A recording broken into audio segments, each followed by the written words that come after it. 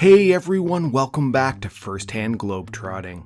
Today I'm going to tell you everything you need to know to plan a trip to Luxembourg City, Luxembourg. I'll admit, before I went, it wasn't really a place that I had heard too much about. I don't think any of my friends or family had ever mentioned traveling there before, and it's not as famous as a lot of other places in Europe. But after spending a few days there, I found that it was a really nice under-the-radar city, and I'm definitely glad I went. I think one of the major reasons it's not very well known is its size. The entire country is only 82 kilometers long and 57 wide, and it's sandwiched between France, Belgium, and Germany, which are all much bigger. Luxembourg City is the capital, but it's also fairly small, with only around 125,000 people living there.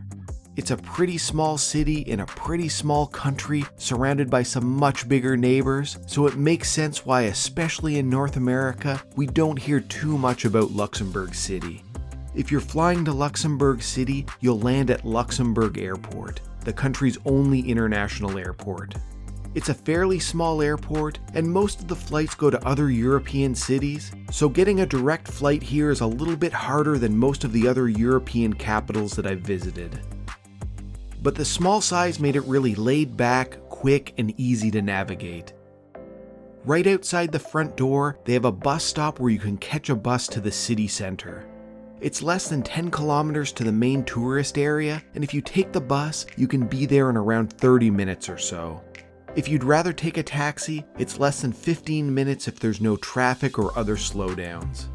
It's a convenient location, so you won't waste too much time on the road. If you're coming by train or bus, you'll probably arrive at Luxembourg Central Station.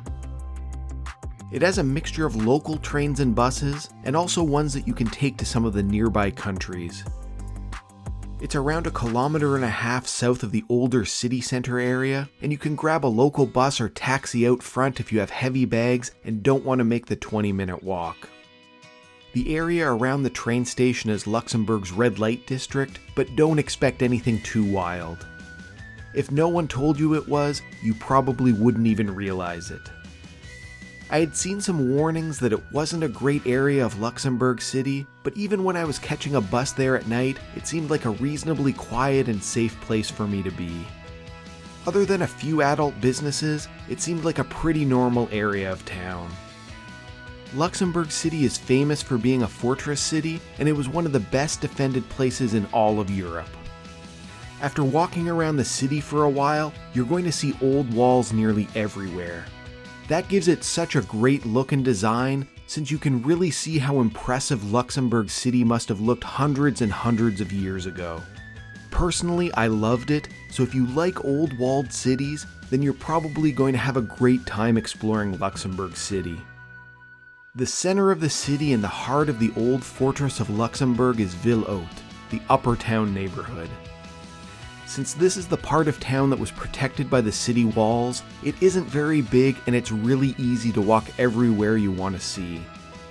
It's really nice with a typical old European style to it. If you're looking for shopping and restaurants and activities, this is a great spot for that. And if you like wandering down tiny little stone streets and seeing where you end up, you'll have plenty of chances to do that here. Right in the heart of Ville Haute is Place d'Armes. It's a central square in the old part of town and the middle of Luxembourg City's tourist area. The layout is fairly compact, with a small empty area in the middle surrounded by some benches and outdoor restaurant seating. The buildings in this area are fairly old with nice facades and mostly seem to be filled with cafes and tourist shops and restaurants and hotels.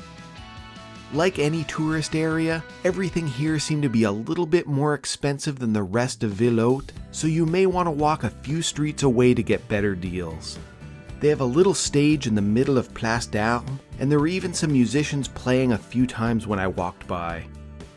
Other than the nice buildings surrounding the square and the stage, the most notable thing you'll see is a small statue towards the back.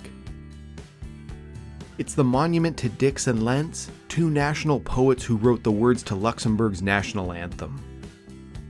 If you're looking for a central landmark to use when you're wandering around Luxembourg City, Place d'Armes is a good choice since it seemed like nearly every road in Ville Haute led back here. One of the unique things about Luxembourg is that it's a Grand Duchy. It's actually the only one left in the world. Luxembourg has a Grand Duke or Grand Duchess as the monarch, and you can see their official residence, the Grand Ducal Palace in Ville Haute, tightly surrounded by the rest of the old city.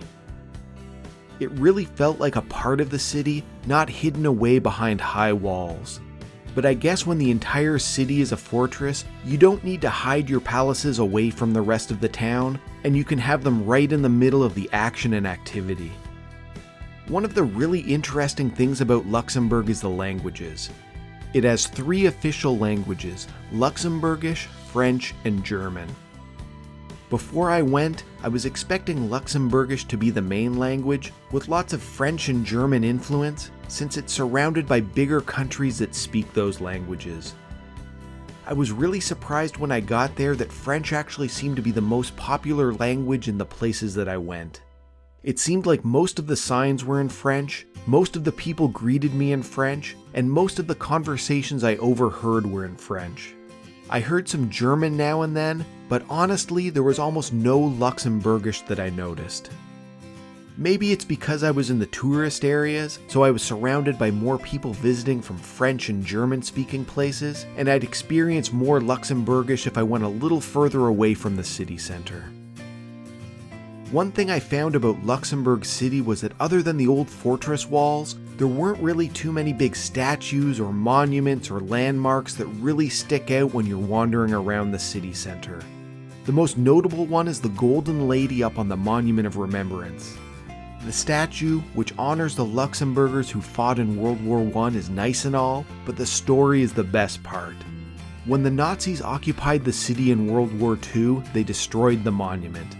But before they could loot the Golden Lady, some people were able to take it from them and hide it away. Their hiding skills were a little bit too good. No one knew where it was until the 1980s when someone ended up finding it stashed away in the National Football Stadium. But now it's back near the edge of Ville Haute. If you're like me, then pretty much any time you're visiting a European city, you end up in a church or cathedral or some other sort of religious building. In Ville Haute, there's Notre-Dame Cathedral that you can go inside and visit, and it's nearby the Golden Lady. It was actually surprisingly empty here. Most churches like this in European city centers end up being pretty busy with all of the tourists coming inside and having a look around, but there were only a few people there when I went. I thought it looked pretty nice. It has Gothic architecture with sharp arches supported by big carved columns, and the walls are covered with intricate tapestries and big stained glass windows that let in a lot of light and color. Maybe I just got lucky and ended up getting there before it got busy. The main altar isn't as fancy and ornate as a lot of cathedrals, but the big draw of it is the tall, colorful stained glass that serves as a backdrop. Each of the squares was like its own little picture, but together they created a larger mosaic. There's actually a crypt down below the main cathedral. When you first get down there, it really doesn't look too much like a crypt, at least compared to the older, darker, more underground ones I've been able to visit. It looked more like a small church. Some lions are guarding the actual crypt part. This is where a lot of the dukes and duchesses of Luxembourg have been buried over the years. There isn't too much to see down there other than the crypt room, but you can also check out some more stained glass on this level of the cathedral. The other religious building that's worth visiting in Ville Haute is St. Michael's Church. It's actually much older than Notre Dame and was originally built back in the 900s, but it's been fixed and rebuilt quite a few times since then. The main area of the church is actually much smaller than it looks like from the outside and shows its age. It doesn't have the massive size or huge works of art or golden altars like some churches have. This one is much more about its history. Even though the look and design is fairly modest and reserved, it's pretty impressive to think that a church has stood on this site in one form or another for over 1,000 years, making it the oldest and most historic church in Luxembourg City. and its design makes it feel like a compact, more intimate place. My favorite tourist attraction in Luxembourg City is the Casemates du Bock. It's a series of tunnels carved right into the rock cliffs. Just another reason that Luxembourg was such an impressive fortress. It was really fun walking through the narrow passages built into the ground and being able to reach out and touch the rough, rocky walls. As you wander through the tunnels and explore the inside of the wall, there are little windows that open up to the outside and let in light, so it's not pitch black. You can look out the window at the rocky wall and the city down below you. It's such a cool experience being inside a solid rock wall and being able to look outside and see the rest of Luxembourg City.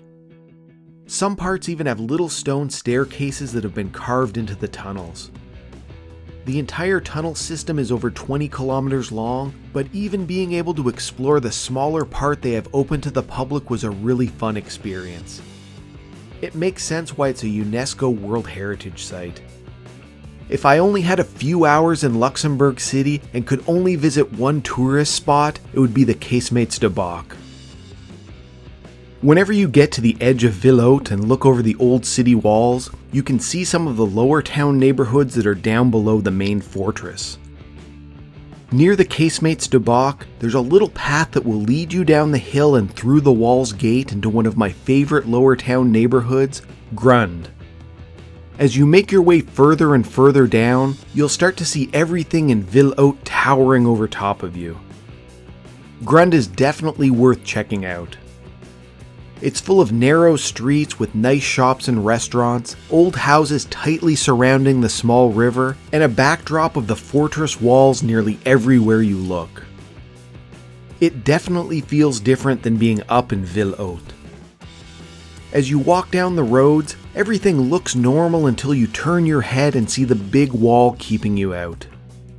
There's a little path that you can take along some of the smaller walls that gives you great views of everything. It gives a few unobstructed views of Ville Haute and the walls. And then as you walk a little bit further, you can see the solid rock walls where the Casemates du Bock are, with the little openings and windows visible in the solid stone. It's pretty impressive to see how huge the wall is, and then to think that you were just inside of it, wandering through the little tunnels carved into the solid rock, and looking down on this neighborhood from up above. Part of the path takes you right along the base of the rock wall, and you can look straight up to see how tall it actually is and how rough the surface is, with little cracks and crevices all over it. That's the thing I liked so much about Grund. It's a nice little neighborhood tucked away at the base of such a big and imposing wall. No matter where I was in Grund, I could always see the fortress in the background. So Ville Haute is up high, and the lower town neighborhoods are down below, so you're probably wondering how you get between them if you don't feel like walking. Grund has an elevator that you can take to get up. It's kind of hidden away at the base of the wall, with a corridor you take to get from the street to the elevator. But as long as you know where it is, it's public and completely free, so you can use it anytime you want to get between Grund and Ville Haute. The upper entrance is also pretty nondescript, but gives you a really nice view down on Grund from up above. If you're over in one of the other lower town neighborhoods, Pfaffenthal, there's an even more impressive elevator that gives you great panoramic views of the city as you go up. Unlike the Grund elevator that you get to by walking through a tunnel and was completely enclosed, this one is built into the edge of the city wall and has full-length glass windows that you can look outside as you take a ride. You get a great look at the lower town neighborhoods, and it really gives you a nice view of the city stretching out in all directions underneath you.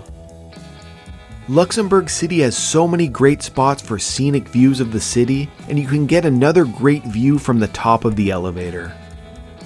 Since the elevator ride is pretty short, you can spend some more time here looking down on Lower Town, and it even has a glass bottom in case you want to look straight down. Some other places worth checking out are the Kirchberg and Clausen neighborhoods. They're a little further away from the city center, more towards the airport, but are a pretty easy walk or bus ride.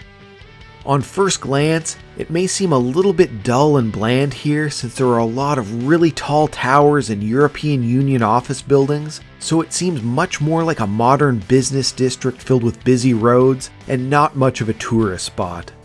To find the more interesting stuff, you need to get off the main road and walk behind the Luxembourg Philharmonie building.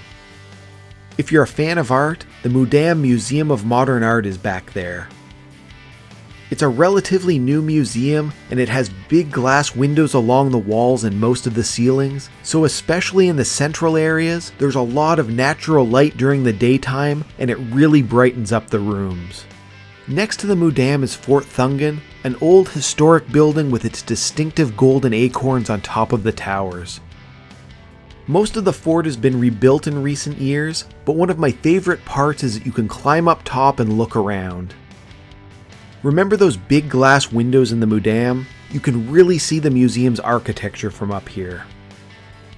You can also look over the edge of the fort to see the moat and bridge protecting it, and then the big sculpture park out front with some really nice views towards the city centre and Ville Haute.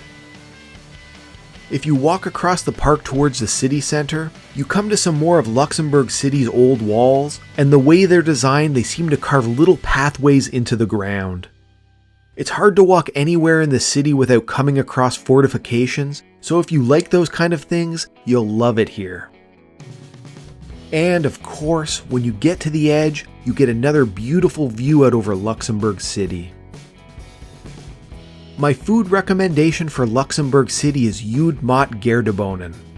It's one of the most popular traditional Luxembourgish dishes, so if a restaurant serves local food, they'll probably have Judd on the menu. The dish has two main parts: slow-cooked pork collar that's been cut into thick slices, and broad beans mixed with bacon and spices. It sounds pretty simple, but I found the meat and beans were more rich and flavorful than I expected. The traditional foods I tried here were all new to me, but I thought they were great. But be prepared that they were all very hearty, so make sure you're hungry before you come. So that's it. I've shown you around Luxembourg City and talked about some of my favorite things to see and do and experience while you're there. As I said at the start, I wasn't coming here with huge expectations, but I ended up really enjoying my visit. And maybe that's why I liked it, since it wasn't overhyped or super busy like a lot of the internationally famous cities in Europe. The layout of the old fortress city was something I really liked, and I don't think I'll ever get tired of seeing huge rock walls everywhere. Because it's a relatively small city, it's really easy to get around and you can see most of the major attractions even if you only have a few days to visit. So it would be really easy to fit Luxembourg City into a multi-country trip through Europe. If you have any questions about Luxembourg City, ask me in the comments. While you're at it, like the video, share it with your friends, and subscribe to my channel. On Instagram, I'm Firsthand Globetrotting. On Twitter, I'm Firsthand Globe. Follow me on there. And don't forget, it's an incredible world out there, so pick up your passport and do some firsthand globetrotting of your own.